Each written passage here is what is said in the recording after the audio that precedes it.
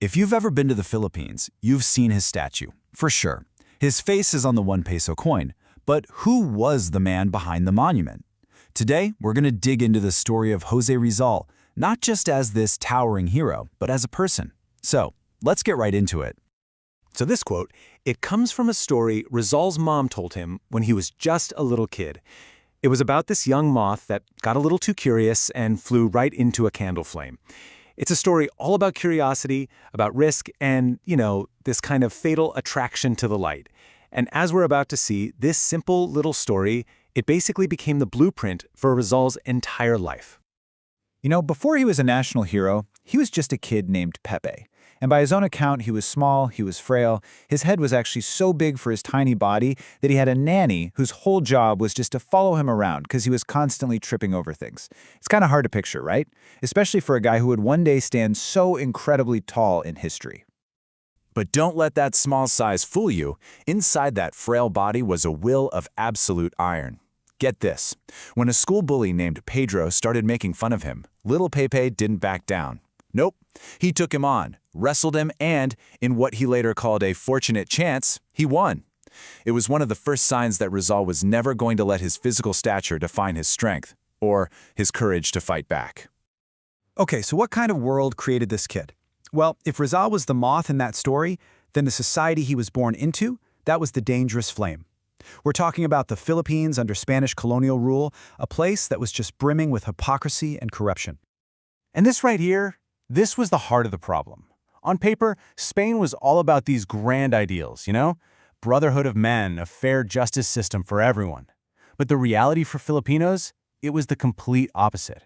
We're talking constant racial discrimination, courts that were so corrupt and slow that you only got justice if you were rich, and abuse from the very officials who were supposed to be protecting you.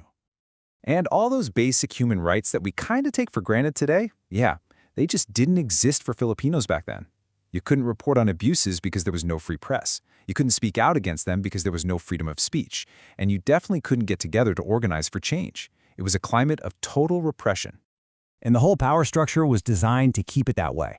At the very top, you had the Spanish Governor General. He had absolute power. But the real day-to-day corruption, that happened at the provincial level with the alcalde mayor. This guy was also a Spaniard, and he was the judge, the administrator, and the military commander all rolled into one. Just imagine the potential for abuse. The highest a Filipino could ever get was Gobernador de Silo, basically a town mayor with hardly any real power. So it's in this incredibly oppressive world that two things came together to really shape Rizal's destiny: a deeply personal injustice and a mind that was just off the charts brilliant. This is where the boy starts to fade, and the scholar really begins to emerge. 50 kilometers. What does that number mean? Well, it represents an unbelievable injustice.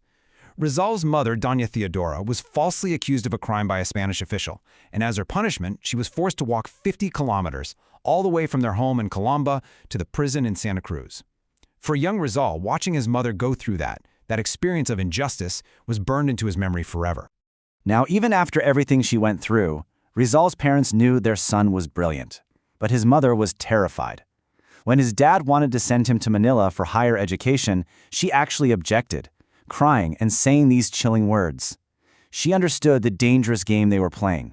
In her world, knowledge wasn't just power, it was a death sentence. But he went to Manila anyway, and at the Jesuit-run Ateneo Municipal, his mind just exploded.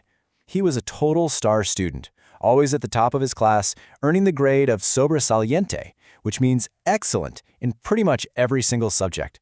He was just soaking up knowledge.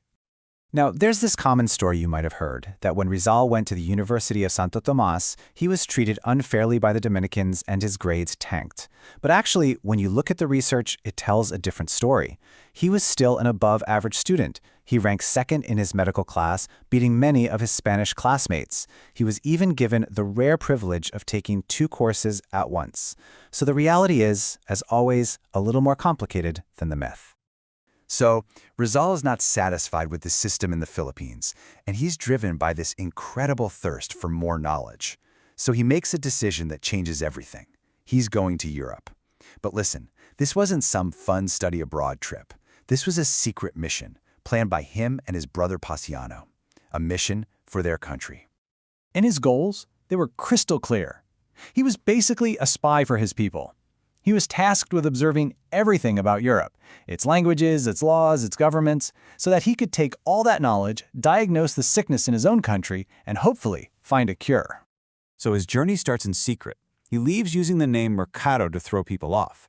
He goes from Spain to France to Germany, just immersing himself in European life and learning. He even specializes in ophthalmology, hoping one day he could cure his own mother's failing eyesight.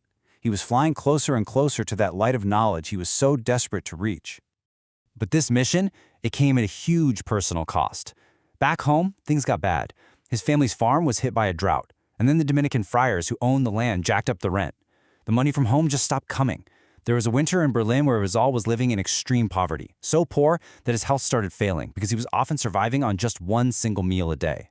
Now, through all of this, the injustice, the sacrifice, the non-stop pursuit of knowledge, Rizal wrote his two legendary novels, Noli Me Tangere and El Filibusterismo. And these books just blew the lid off the corruption in Filipino society. Which brings us to our final big question. Why him? How did this frail little boy from Colomba become the national hero? So let's go back to our metaphor. Was he just that naive moth from the story, totally unaware of the danger, who just flew too close to the flame of Spanish power? Or was there something else going on? Well, let's think about what a hero even is. It's someone admired for what they do, for their noble qualities. It's about taking admirable action and being honored for exceptional service. The key word there is action. It's about making a conscious choice. And Rizal, he fits this perfectly. He was the first person to use his writing to wake up a sense of national identity among Filipinos. He was a leader in the propaganda movement, fighting with ideas instead of just weapons. He could have had a comfortable, easy life, but he gave all that up for his country. And in the end, he became a willing martyr. His execution by the Spanish was the final spark that ignited the revolution. And his sacrifice was absolutely not in vain. His legacy is so important that there's actually a law, the Rizal Law, that makes studying his life and his books mandatory in the Philippines. It's all to make sure that the ideals of freedom and love for country that he died for continue to inspire every new generation.